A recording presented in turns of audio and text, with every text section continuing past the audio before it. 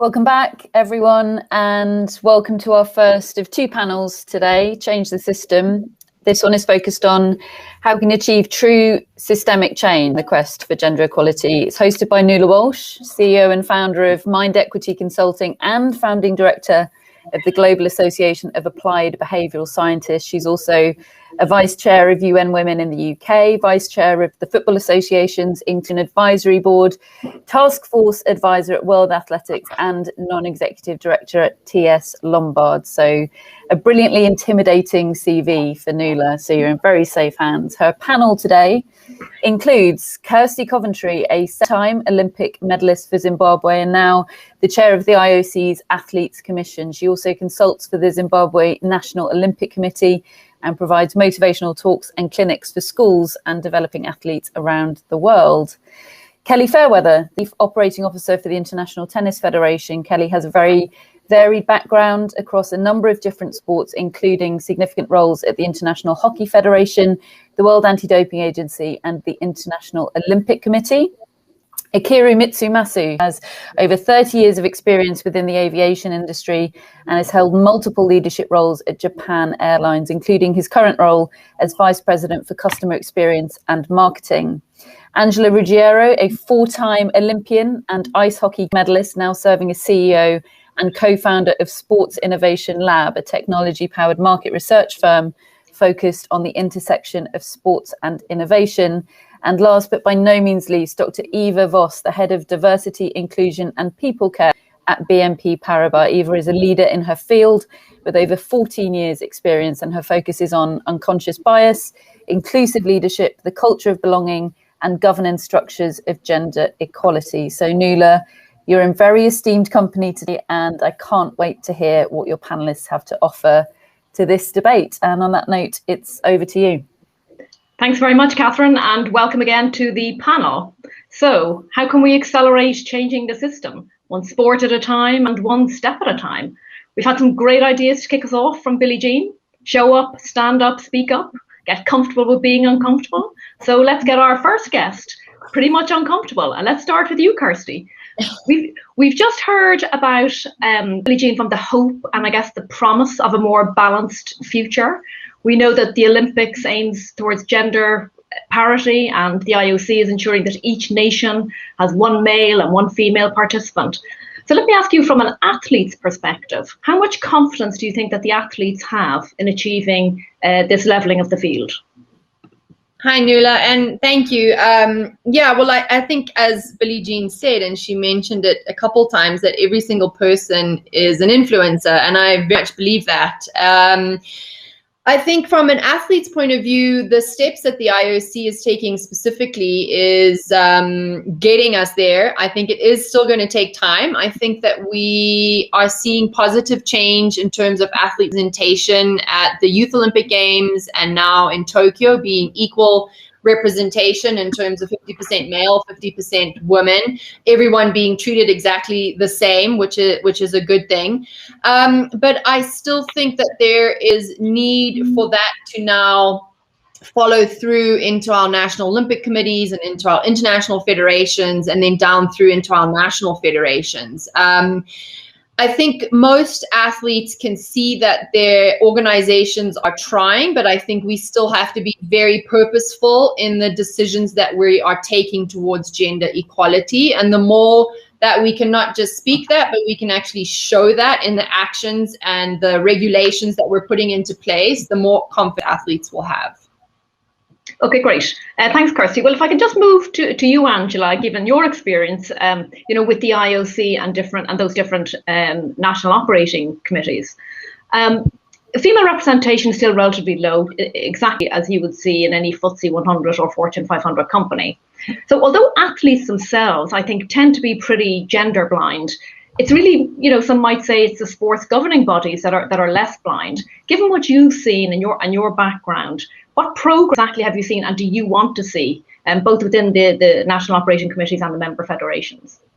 Yeah, thanks, Nuala. And it's great I get to follow up Kirsty. Prior to Kirsty being chair of the Athletes Commission, I was actually chair, so we worked hand in hand, and she's done an amazing job. So keep it up, Kirsty. So she spoke, I think, from the athlete's perspective. When I was serving on the IOC, you know, the Athletes Commission initiated the Gender Equality Review. And to your earlier question, we think that federations can do more and should be doing more. We do think that the National Olympic Committees and all the member federations. So it's just hard. You can send a recommendation out through that Gender Equality Report. You can't mandate change, unfortunately. I think, but I currently serve on the board of World Rugby. We're going through a governance review. Everyone's trying to figure out, how do we put more women at the top? How do we ensure equal prize money across sports, across genders? There's a lot of nuances, I believe, that are the responsibility of these federations, of these National Olympic Committees. But to your earlier conversation, change is slow sometimes, but once we get there, hopefully it's permanent. The President Bach is an example. I still serve on the Member Nominations Commission, where he has an opportunity to put more women at the IOC membership level through the independent members. He's really over-indexed on women and said, we want to have more women, make sure we get more women at the table. I would encourage federations to do the same thing. Don't be with the status quo. And the more comfortable we get with, oh, that's how things have always been done, it's going to be too hard to get to that new metric you're looking for. Change will just be slower. So I would encourage all federations, all the leaders out there, everyone's a leader, to really push the boundaries and don't be comfortable with status quo. While there's been a lot of progress made, so much more can be made. And it really just takes the power of at the top. And typically those are men that want to stay, I call them ambassadors, that want to be leaders to make change for women, really, and step up when it might be the uncomfortable or unpopular thing. That to me is real leadership. Great. Well, speaking of an ambassador and someone who is in the hot seat, Kelly, let's turn to you. You got some great comments from Billie Jean about tennis being pioneering sport and all that's been done in this space. So given that the title of today is about Advantage All, maybe you could just tell us more what you've done in your tenure, because you've come from rugby, hockey. So what you've done in terms of trying to bring all that you've learned to tennis and accelerate this. So what are you doing in this space, and how are you measuring with regard to those metrics that Angela was just talking about? Thank you, Nuala. Let me just say it's a real pleasure to be with such a high caliber panel, and thank you all for making the time to be with us and to share your experiences. I will try and just take a couple of minutes to answer your question, share a little of the Advantage All journey, if I may. We a couple of years ago, we did an ITF Global Tennis Data Report, which showed that half the world's playing population, 47% approximately, are women. Unfortunately, that parity is not reflected in the sports leaderships, as we've all know and stated. So we look at the leadership aspect, we look at coaches and officials, and that's clearly still lacking. This story really started at the 2017 ITF AGM, and amongst the 113 nations attending, Dave Haggerty, ITF president, and myself, we counted 29 women in a sea of almost 200 delegates. And we looked at ourselves, at each other, and we said, we have to change this. We really need to do something about this. So not only are we working, to change in the leadership, in the tennis governance, but also in the other off-court roles. Currently, only 1 in 5 coaches is a woman, and roughly a third of the top-level chair umpires are women. So we have some outstanding women in officiating roles. Our role is essentially the guardian of the game, and it's our responsibility to ensure that is equal opportunity and balanced representation in tennis. And that's clearly one of our strategic priorities. So the following year, we established the project called Advantage All, which is now really taking shape with our 5 goals. Number 1, and this has been said on a number of occasions already, create more opportunities for women to become leaders in our sport, encourage more women and girls to play tennis, female role models, once again, something that's been reiterated on a number of occasions, to inspire the next generation on and off court, increase investment and award equal prize money, and also to address and eliminate bias and discrimination at every level. So let me just touch on a few areas, Nuala, to highlight what we have done so far to change the system. We've restructured our professional tennis circuits to equalize and earning opportunities. Currently, the ITF senior leadership team of 5 women and 8 men. And the next one I think is really key. We've identified, together with the Gender Equality and Tennis Committee and its inspirational chair, Katrina Adams, 120 highly talented women with strong leadership potential from many nations across the globe.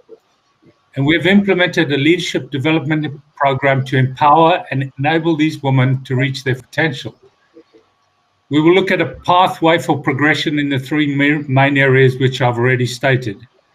Leadership in sports government and administration, attracting more women to pursue off-court careers in officiating and coaching. We feel that creating awareness is so important. So we've provided an education and development resource hub, and really are proactive with an awareness campaign to engage our national associations to define their gender equality strategy and to champion the women who could run for election to board positions. We believe this can only succeed if it's a global effort. Our message to our 210 National Tennis Association members is equality is not an option, it's a collective obligation. So we're starting to see results in 2020 with concrete signs of lasting change, with a measurable increase in the number of women appointed, elected in positions of committees, commissions, and board. So Nuala, I'll just stop there. I hope that gives you a quick snapshot of the elements of the Advantage All program. That's fantastic. That's fantastic. And if I might just turn to Eva now from a corporate perspective, I think what you're doing, Eva, at BNP probably has some echoes of what we've just heard from Kelly, and maybe you can put it into context. I mean, banking is a very male-dominated industry. I've been many decades there myself. So what is your thinking behind the initiatives that you're putting together now, and what are you doing to help women take the lead in such a difficult industry? Hi there, and thank you for having me talking, among others, about the initiative that our entire Global Top Leadership Just has signed. It's called Jamais sans elle, so translated to Never Without Her. It's an initiative that contains 3 major commitments. So the first one is that every executive leader has committed him or herself no longer to participate in any public or internal event, really regardless of the topic, if there's no women among multiple speakers. The second commitment is that our very own communication has to be or has to make diversity more visible throughout the whole press and also communication portfolio. And the third part is that we have committed ourselves for mandatory targets, so that we want to reach at least 40% women in senior management positions and at least 30% in our executive committee by 2025. And as you said, it's a kind of male-dominated industry, so this is a bold move. And coming back to the second part of your question, I don't see it that something that women have to be up there alone to take the lead on this. It's really not about fixing the women. It's about fixing the organization by making sure that we really let different talent sit at the table. So it ultimately really leads to this greater representation of women by breaking this vicious circle. Know who you can be by the people you see. And we all know this problem. If we only ask men for their expertise and public discussions and invite them to panels, the image persists that there really are no women for top leadership positions. And this initiative, Jamais sans elle, has changed the argumentation. So it's not women anymore who have to claim for their equal rights to be considered as experts, but those who organize events have to make sure that their panels are diverse. So it's a great example, I think, of how organization can change, and also this mindset change can be approached. And I invite you all to copy and paste this idea and to use it for your own purposes. Excellent. Thanks, Eva. Well, let's see about how replicating that in Japan. So let's turn to Akira. And should I say congrats on the win at the Masters yesterday? You know, proud day for Japan. Let's talk about the cultural challenges, to be fair, in Japan. You know, the difficulties that you experience and what's being done in terms of what you see for women putting themselves forwards, you know, for the top jobs at Japan Airlines, you know, could be pilots or executives. Yes, you're right that there are indeed a lot of cultural challenges here in Japan, but I think it's not unique to Japan. I think many countries have, to some extent, their cultural challenges. And we've, in Japan Airlines, for the past 6-7 years, have been using our sort of formal D&I platform, which you call the JAL D&I Lab, to bring together staff from different departments, cabin crew, house office, airport ground staff, head office departments, just to meet regularly to first discuss openly D&I issues and challenge a lot of cultural mindset that we've had in the past, and to understand barriers such as career interruption of our female staffs, what experience whenever there is a life event such as marriage, childbirth, nursing elderly parents, psychological barriers in a very male-centric, seniority-based environment that makes it very hard to speak up. Many female staffs, although they want to have a sense of fulfillment from work, that they do not want to advance to senior positions because there is no role model. I think Billie Jean King mentioned that a little bit at her opening remarks. And hence, there is a lot of work that needs to be done. So we started by making recommendations to implement changes. We've implemented new PR policies that challenges a lot of old social norms. For example, allowing female staff to balance responsibilities, understanding that there are responsibilities both at home and at work, by having flexible working hours and having compressed week, and parental leave for both male and female parents and so forth. And thirdly, really to generate more awareness through advocacy, training and support to change mindsets so that D&I becomes not just someone else's agenda, but my personal agenda. And to the cultural challenge, I think it's just really a matter of changing mindset. We actually did a survey on 2,000 employees, and we asked, you are a family of 4, you, your spouse, and 2 children, and you're giving your dream position as an expat abroad, but your spouse was also offered promotion. What do you do? I mean, in sort of non-Japanese societies, respondents would be sort of roughly, or 30% would say that, well, I would give up my expat position and let's see what happens. But in Japan, 64% of female respondents in our company replied that they would give up that dream position, while only 30% of male respondents replied that they would give up because it's just unthinkable in the minds of many Japanese men to sacrifice one's career. So I think we really need to work a lot in changing mindsets by paying attention to what we have been trained to ignore or place outside our vision, and by recognizing the myths that are outside of the personal agenda. Great. Thanks, Akira. So a lot of similarities there, you know, between what Eva and Akira is saying, really just reflecting changing mindsets and the importance of moving into that space. So let's, you know, culture and mindsets are one thing, but let's pick up on what Billie Jean talked about the more commercial aspects of changing the system, and I guess the price tag that's attached to that.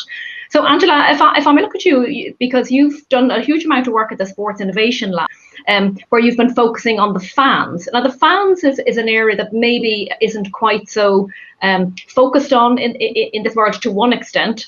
So because the inequality of investment and media coverage and broadcasting rights and prize money is catch-22 situation, how do you think, and how has your research found that stakeholders should maybe address this inequality by considering the fan perspective more than they could or should at the moment?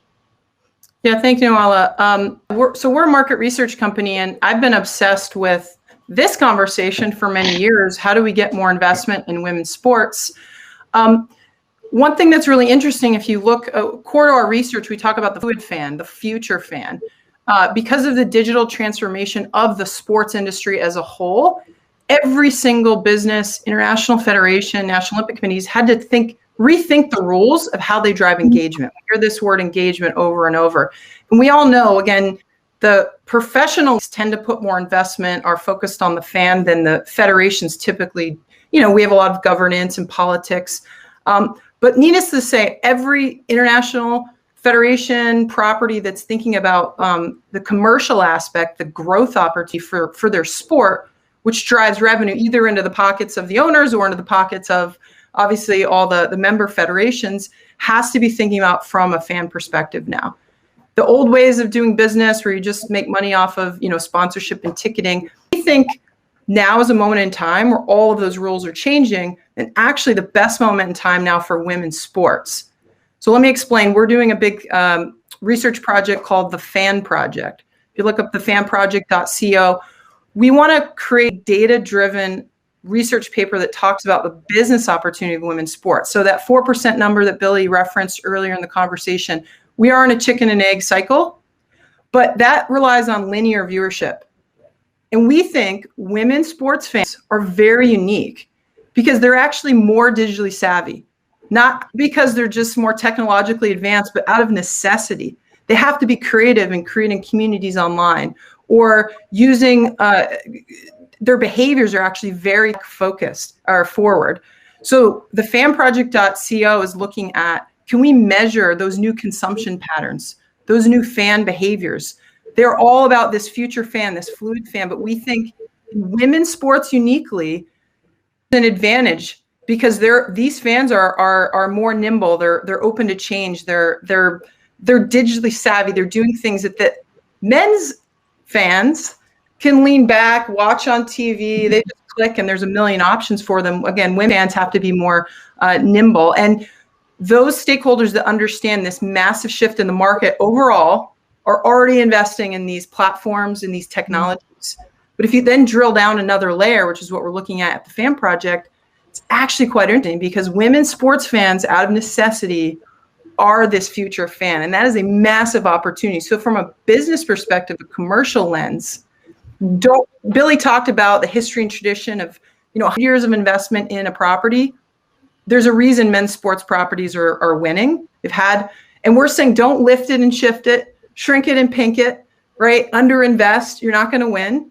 What we're saying is no, actually think about women's sports as a new market, a new opportunity that I think could leapfrog a lot of the traditional men's properties that don't actually think this way. So we're out to prove the business case, the data, and I 100% believe in Billy's point of show me the money, and the money is there. We just haven't been looking at the right things. We've been looking at the linear, which has historically had a tremendous amount of bias in the system. So the rules are changing. I'm very excited about that. And again, if we're forward thinking, it isn't just the right thing to do to invest in women's sports. There's actually a massive business case for it. Okay, great. Well, let's take a few from some others on the panel about that, because obviously, investment in fans and technology is a pretty expensive thing. But if it can help increase the value, whether actual or perceived, it's obviously a good thing. Kelly, what do you think about that? I mean, obviously, the ITF has been investing significantly in technology so far. But what do you think in terms of future state? What else can be done? Picking up on what Angela's just talked about. Yeah, I agree completely. I think, technology is so important. It depends virtually everything we do. So, digital transformation is at the heart of our strategy too. And we've got a couple of things that are at the heart of our current focus. One is data, no surprise there. And the other one's virtual sports. So sometimes we sign Microsoft as a Billie Jean King Cup sponsor, and they've invested in tennis for the first time. So we're launching the Microsoft Player Analytics platform with data visualization that I think will transform the coaching, the play performance, as well as the fan experience in the Billie Jean King Cup this year. And importantly, we're not just introducing new technology. We're finding ways to integrate them to create new platforms that enhance the game, and as Angela pointed out, the fan experience. So we're not only looking at the traditional game, but also new ways, such as virtual sports. So this weekend, as part of the Billie Jean King Cup playoffs, We're launching the Tennis Clash mobile game. And for us, that's so exciting to explore new realms and boldly go where we haven't gone before. This hasn't even been launched, the Davis Cup, so it's a real first out there, and we're really looking forward to that. Super. Well, investments can come from many areas, as we know, and one, of course, is government. Kirsty, as an MP in Zimbabwe, you have a front row seat about how governments can help amplify this message, and very deep pockets. Is there an opportunity, do you think, for different sports to partner more and better and more strategically, maybe, with the different government bodies? Yeah, Nuala, thanks. I mean, I think governments are just a part of the bigger equation. You have UN agencies, you have your big NGOs, and all of them, including governments and sports organizations, are all in the drive and the push for this inclusivity and gender equity. And I think when you're looking at events, and specifically in Zimbabwe, where as we heard earlier with Japan, we're quite similar cultures in where women, we have to be quite purposeful still in terms of numbers of women or female representatives that we have, whether it's in our parliament or within government as ministers, etc. But I don't see that as a bad thing. So I think that there are very good organizations and world organizations, leaders, the UN. I mean, you represent the UN, and you know the push that the UN are having, and the UN play huge roles in development countries in terms of the leadership. So I think with organizations such as the IOC and the UN and governments, they need to continue this leadership role and this push role, and they need to continue to be purposeful in the decisions that they're making in terms of gender equity and equality. Speaking from an African country, it's not something that just comes as easy. It's still, you know, and it was really touching from what Billy was saying, is that we never know who's going to listen to us talk and who it might inspire and get, you know, some momentum going. And that's so, so true, because we very much are still trying to change that cultural stigma of girls aren't as good and girls should just go to get an education and they shouldn't be playing sport because they need to be home looking after family.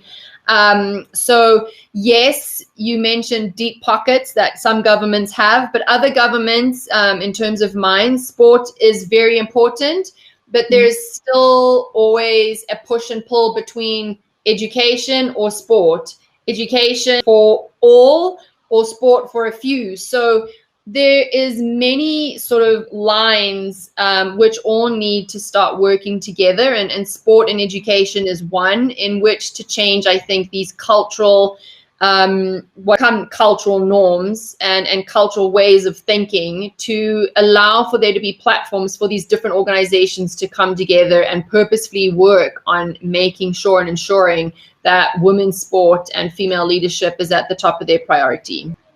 Super. And again, if we can flick back to Japan, Akira, based on what we've just heard from Kirsty, and you represent Japan Airlines, what strategic role do you think that organizations like Japan Airlines, but not necessarily like them, in general can play in changing perceptions beyond just employment, sponsorship, and from an investment perspective?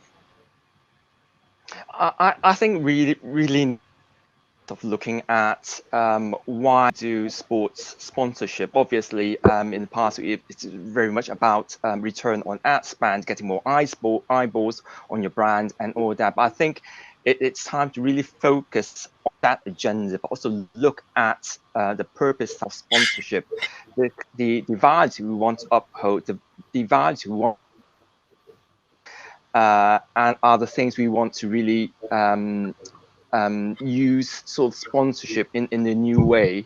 And I think the COVID-19 pandemic has made this awareness all the more acute, and we hear more and more companies speak a book titled Putting Purpose into Practice, and it says it is a sense of purpose that transcends self-interest, a sense of purpose that speaks to develop reciprocally beneficial obligations among a wide variety of relevant stakeholders for performance for the benefit of people, planet, and profit. And it goes on even saying that the purpose of business is to produce profitable solutions to problems of people and planet, and not to profit from producing problems for people and planet. I think corporations have to play in creating and enforcing through allyship the social norms of mutuality, of interlocking interests, of balanced reciprocity, network of well-being in our societies. And I think this is the new angle and new light that we need.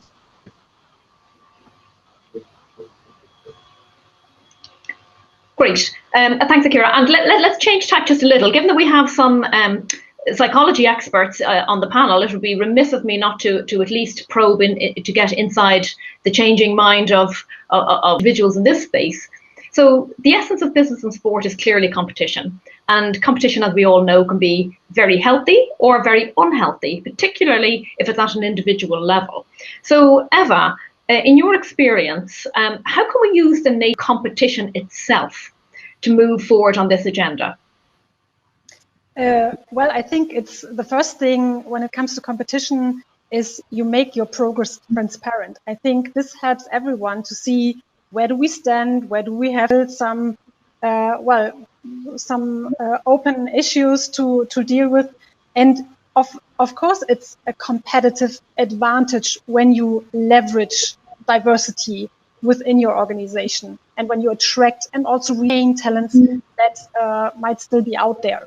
So there are tons of research already showing what also Angela mentioned earlier, that there is not only a human case, that it's not only fair and the right thing to do, but that is also a business imperative to focus on getting diversity into your either boardroom or in every other room where people are coming together, thinking about new products, about new services. And there are some figures I like to share with you. For example, when you have a more diverse workforce, you can increase your innovation by 30%.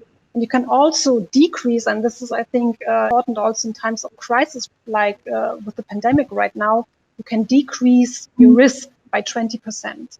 You will be more innovative and more agile with a cognitive, diverse, and culturally inclusive team 6 times compared to companies who are not that diverse, and you are 8 times more likely to achieve better business outcomes. So there is an advantage, and I think the competition helps really to talk about gender equality, not in terms of discrimination and singled out minority groups, but really tackling the workplace inequality from a more strategic, also from a more systemic approach, because then you show also your future talent and also those you want to retain, that you see them not only as workers, but with the whole potential they are bringing to work. And I think this will help all of us to thrive if more companies, more organizations practice D&I in a more strategic and also holistic approach. Very good. If anyone else on the panel has any views, feel free to add in accordingly on that particular topic. I see no takers for that one. I'll be back. Well, let's continue with competition, Eva. And speaking of competition, many of the clients that I work with, and a lot of them are male CEOs, talk about the lack of female role models or talent as a challenge. But some also refer to other women as being unhelpful. Now, we had Lindsay Davenport, I think, who said in tennis she was very fortunate, a lot of very positive experiences. Kirsty, from your perspective, and indeed anyone else's to start with, how supportive do you think women are in sports to each other? That's a good question. The last month, I've been doing a lot of these conversations because we've been celebrating Women's Day and month. And this question actually came up a couple of weeks ago, Nuala. I think that there are women who are very genuine in supporting other women. And I think that there are women who get to a point after fighting for so long and so hard to get into a position and a role, that with the ever-changing of technology and the increase in transparency and good governance, the time that they then spend in those leadership roles are getting shorter and shorter.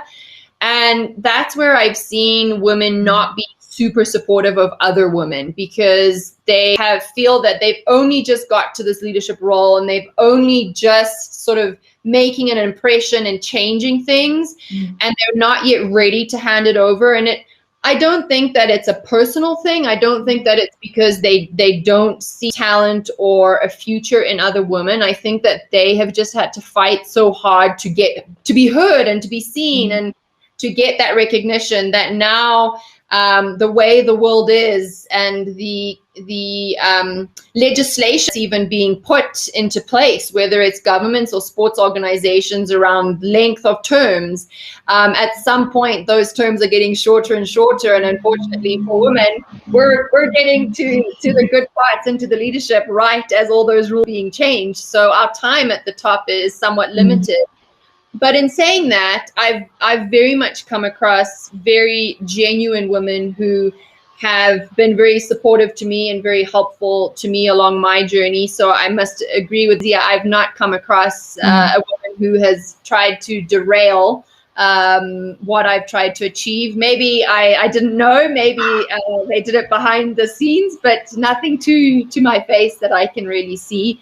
But I have seen it been done to friends or to other women in organizations, especially in the sports world, who just aren't really given the value. And if they are going up against a male counterpart for a leadership role, there is generally not a lot of female support, because they tend, especially in a country, in a region like Southern Africa or Africa, where women leadership is still taking its time to catch on. A lot of women that are up and coming will then support the male candidate over the female, just in case that female loses. You know, they don't want to rock the boat. So we also need to learn just to be brave and be able to follow what Billie Jean was saying, you know, stand up and fight and be ready to be uncomfortable. They're great points, Kirsty. And as a behavioral scientist, I'm often struck by the unconscious self-sabotage that women do to themselves. It's one thing to have someone do it to you. It's another thing what you might actually do to yourself. So on that line of thought, what more, and I'd be interested in a male and a female perspective here, so what more can women do to help themselves? Let's start with Angela, and then I'll take you from Kelly, if I may. Yeah, really interesting question. I think it goes back to the point, again, Billie made about getting hired for potential for men versus experience for women, and how much that has been internalized for women. I hear a lot of the idea of the imposter syndrome. Oh, I shouldn't be in the room, or I'm not an expert.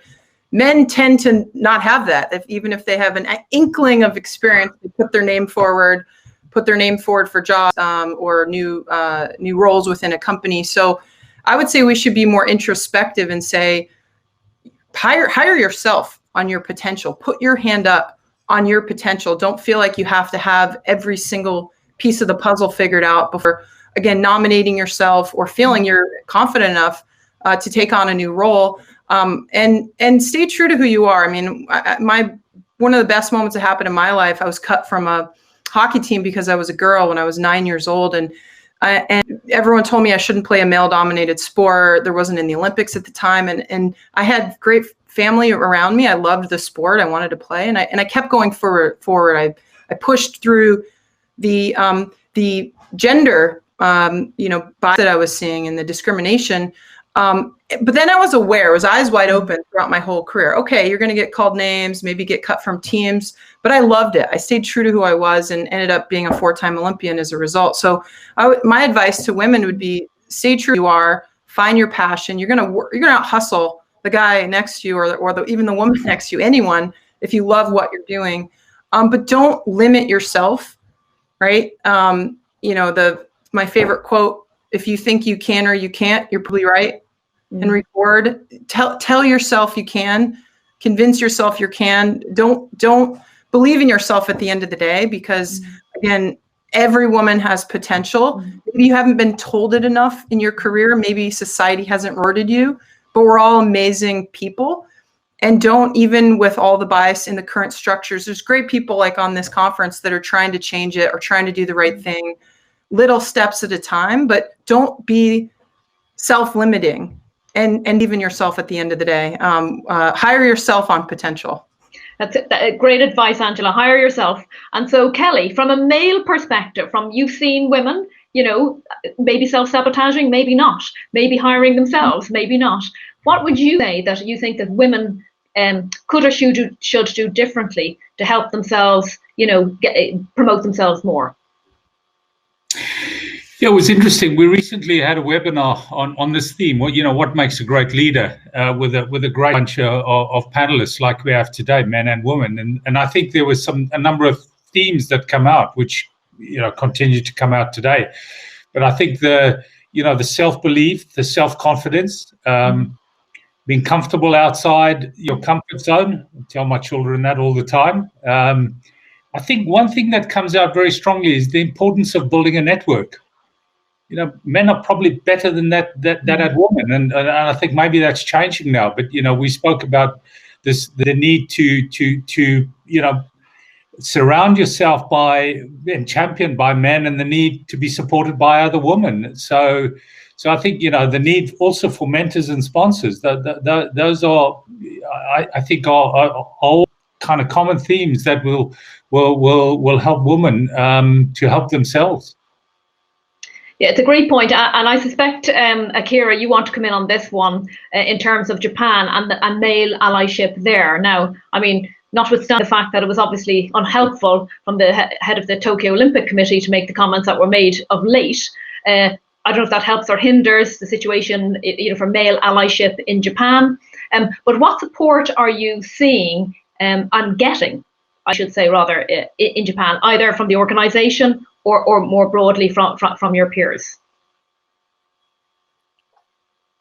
Yes, I think the very inappropriate comments made by our minister and also the people who head the committee has sparked a lot of conversation in Japan, which I think in the end actually worked towards more diversity and inclusion, and because it really awareness about and prompted us to ask questions as to why is this happening in Japan. It's a huge embarrassment, and it's definitely not acceptable socially. And I think we in Japan Airlines, we are rather fortunate to have allyship, because to begin with, our president himself has been very supportive in our commitment to address gender inequality. We also include men in our D&I lab activities, because we find it very important to have this seen from the perspectives of both genders, so that we notice the kind of biases that we have. And there's also a growing awareness, thanks to NPOs such as the Japan Women's Innovative Network, encourages companies to establish concrete goals and create social and economic impact through gender equality. So I think at the beginning of the journey, it is beginning to grow. Great. And actually, on that point, Eva, just very briefly from you, maybe. We've talked today about a lot of different strategies. We've had networks, male allyship, quotas, role models. In your experience, to what extent do you think these are seen as quick wins or wishful thinking? Do you think, if beyond those tactics and those initiatives, and they're all very important in their own right, do you think that they are effective? And if not, what else do you think could or should be done? Well, for me, it's always important to have a holistic approach. I mean, it's not enough to have an individual mentor or these kind of women's networks. We have seen these programs for the last 30 to 40 years and didn't change the organization.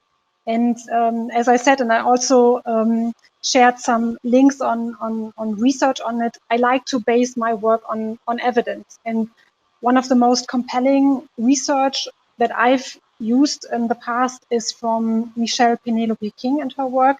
She introduced the 4P of inequality, and this means tackling processes, policies, practices, and personal beliefs. So when we talk about processes, we have to review the whole employee life cycle, starting from our recruitment practices, looking at succession planning, benefits and rewards. So we will find a lot of systemic biases there. The same is for policies. So all the written rules within a company, like guidelines on sexual harassment, flexibility arrangements, parental leave if any. And this is mainly the focus of HR processes and so policies and HR and its stakeholders. And when it comes to practices and also this personal beliefs, it's everyone's job. It's also a leader's job to review your own people decisions, to speak and confront misbehavior, to deal with differences, knowing your personal preferences, your own biases, your assumptions. And we have to do it, all these 4 pillars, in parallel to shape the culture. And it takes, I would say, 6 to 8 years. There's literally no real quick win just to announce your commitment for D&I. So it's really more a marathon, and you have to work on it day by day.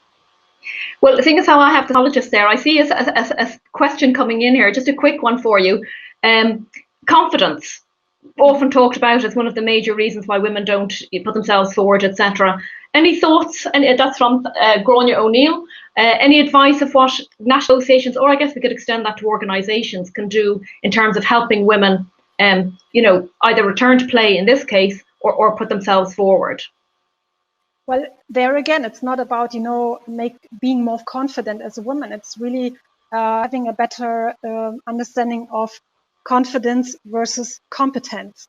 And it's about the systems that reproduce the ideal worker who is more confident than competent. There's also a great article from a male researcher, and he asked some years ago, why are there so many incompetent men leaders? And he says it's a difference getting the job because you are confident, you are showing off, you're visible, but being a leader means something completely different. Being behind your team, making others shine with their work.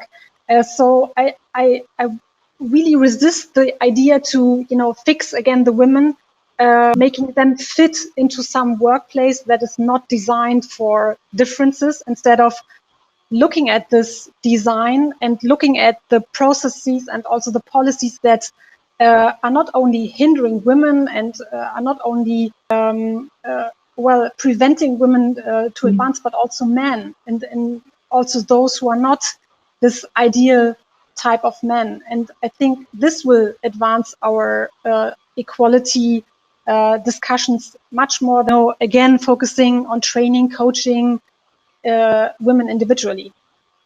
Very good, thanks. And actually, for our last section now, I want to turn just very briefly to, I guess, the area of leadership. So we've touched on it I think the ball was made by Billie Jean, but also it's been made by world leaders and many other people. And I'm going to combine this question with the question that's come in from Katrina Gala. So given all these shifts, and business leaders have the power, as Billie Jean said. Kelly, if I might just ask you this one, do you think, and anyone can answer, but do you think that there is a different type of leadership required? I did a session recently in the Financial Services Forum, and again, it was very interesting, an area that's been completely disrupted, not by this topic, but in general by technology. And it's very interesting to see how people who have held really high, strong leadership positions are answering this question. So, Kelly, to you, do you think that there is a new type of leadership required? And I don't mean male, but a different way of thinking. And Katrina's question is, within that, what do you think are the best ways to put strategic pressure on organizations to make this shift happen? Well, I mean, the answer to your question, I think, is absolutely. There's a new type of leader. And I think in particular today, what we're going through is that greater agility in leadership is absolutely essential. I mean, we see We see the imperative now to be informed by data and research. We, to monitor industry trends, how technology is evolving, how, people are viewing sport, how consumers are interacting with our game. The only thing that's constant today is change, and the federation model has to adapt the evolving needs and the expectations of its athletes and its consumers. Otherwise, it's adapt or die. There's no doubt about it, and we're seeing that all the time. And in terms of the putting pressure, any ideas in terms of how people can put more pressure on organisations to make the change? Yeah, maybe from other industries, something you might have seen from other industries. Nothing comes to mind, but I think, I just think if you're not changing, you're going to be left behind today in today's world. The things are moving so fast, and by doing nothing, you're actually going backwards. So if you're not thinking ahead and moving forward, I think your sport and your federation is going to be the loser. So it's really up to the leaders to make sure that doesn't happen. And Kirsty, in your role, you must have exposure to all of the industries in Zimbabwe, but also I guess internationally as well. But it gives you a very good platform and a very good eye for seeing what can be learned maybe from across different industries in this space. Anything that you'd like to share, I guess, with the audience today? Nuala, I think it's really all just about, and I think I've said this a couple times, but I think it's just about being purposeful and making the decision to make this a priority. And once that's done, it will become natural as we progress and as we go on. But I think some industries are doing a much better job than others. And I think it was Eva that was saying, things like this don't just happen overnight. It takes time. As much as it can be impatience and us wanting things to move quicker. But it is really just about being purposeful and really committing to making those decisions on gender equity and equality. Great. All right, I see some questions coming in now. Let me see. Who can get the hot seat for this one? Jay. Okay. Jay, you're asking about, Jay from iSport Connect, you're asking about childcare, an obstacle for women. How can organisations help ease the burden and help women take on new commitments? Well, Akira, let me ask you about that one, as opposed to asking a woman. Let me ask an evolved, modern man. I think the important thing is to understand that, for example, in our company, we have a lot of female colleagues who have to take on very heavy responsibilities in the work, and when they arrive home in the evening, very often very late in the evening, they have responsibilities at home. So I think the important thing is to not ignore or to not overlook these needs, and to really see how we can support and help our female workers. So we have introduced a lot of new HR policies, but I don't think that alone is enough. For example, most of our female colleagues would say that they have to take care of elderly parents, and only 20% replied that they were able to continue their work. Most believe that they will have to, one way or another, forfeit their jobs in order to take care of a member of the family. But yet only 10% who have had experience of taking care of families are using the company's system. It's a support system, essentially. And we just ask why. We have the policies ready, we have everything ready. Why are people not using it? And I think this boils down to really a lack of sort of awareness.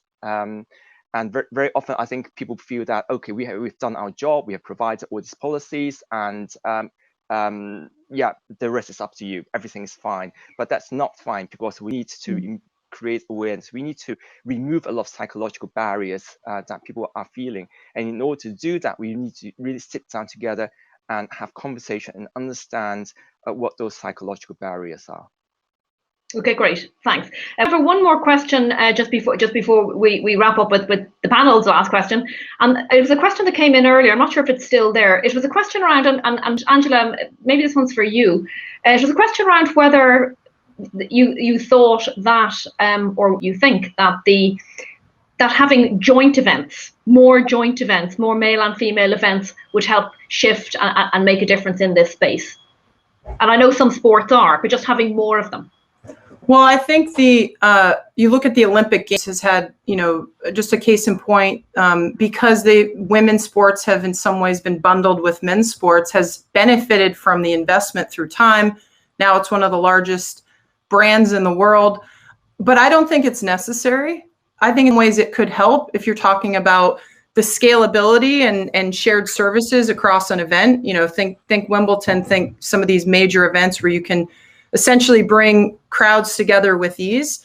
But I don't want to do a disservice to women's sports. I do think women's sports can and should stand alone in a lot of cases. Again, there's a tremendous amount of data that exists now to say that from an asset class, women's sports is more like a new investment where you're going to have a lot, years in the red. But when you come out of that, your return on investment is going to be much higher than maybe male sports, which we see here in the US. Take professional men's sports as an example. That asset class might be growing year over year 10 to 15%. So women's sports, I believe, can stand on their own, but it requires a strong leader with deep enough pockets to say, look, we're going to invest and put the same amount of capital and investment we would in a new professional men's sport. Because Billy's earlier point, men's sports took decades to where they are. So if you think about it from that perspective, better ROI in women's sports, why you see a lot of private equity coming in and thinking about investing not just in men, but in women. So I don't want to say it's a bad value proposition to bundle them. In some cases, it's really smart because you could invest in marketing and some of the things that maybe women get underinvested. You could put them under one umbrella. But I think in terms of you're starting a new sport or you have a current women's only sport, don't think you have to bundle them with the men to be successful. This new age consumer, this new fan, they're woke, as we say. They're gender blind in a lot of cases. They just want great athletes with great stories on the platforms that they care about, and they'll take a great product. They don't have to be beholden to the old guard, the old way of thinking. And so a lot of change is happening now. In some cases, yes, it makes sense to answer your question, but I think in a lot of cases, it isn't necessary. And in some ways, I would personally rather invest in the women's game than the men right now. Great answer. A venture capitalist mindset, I think, is also what you can take out of that. So, final question for the panel. You've got 30 seconds max, as we have a lot to get through today. So the question is, and you've all kind of given different pieces of advice throughout today, I think, but really, in terms of the people listening to this, what advice would you give any women aspiring to a leadership position, either in sport or in business, on the field or off the field? So the advice that you would give them based on your years of expertise. Let's start with Kirsty. Kirsty, your mic, you're on mute. Okay, that's cut in my 30 seconds on top of it. So Nuala, I think my advice is that nothing good or worthwhile comes right away. It's not going to happen overnight. So keep pushing, keep raising the bar, and keep creating platforms to grow and help each other through this. Terrific. Patience and platforms. Akira? Yes, my advice would be have confidence and be an advocate yourself, so the woman will see and be encouraged, and there are many people willing to support you. Superb. Angela? I've said a lot, I think, in terms of a women's perspective. I would say for the men out there that we're looking to you. You're in the seat of power. Before we get to that equal society, I would just encourage all the men out there that have this much influence to use that and think about not just women, but all underserved communities that haven't had the same opportunity. You're going to create a better world. So I would just be a lot of advice to women directly, but to men who are in charge of the systems, think about the little things you can do. Very good. Angela? Actually, I have two great quotes from two great women. So the first would be from Madeleine Albright, the former US foreign minister, and she once said, "There is a special place in hell for women who don't help other women." So this would reflect also our discussion earlier.